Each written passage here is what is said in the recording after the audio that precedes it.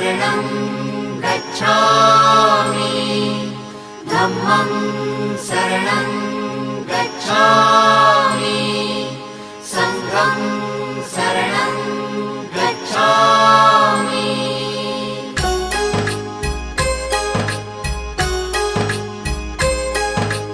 बुद्धं शरणं गच्छामि धम्मं शरणं गच्छामि संघं शरणं गच्छामि। त्यागमूर्ती तू शांत चित्त तू योग रूप संसारी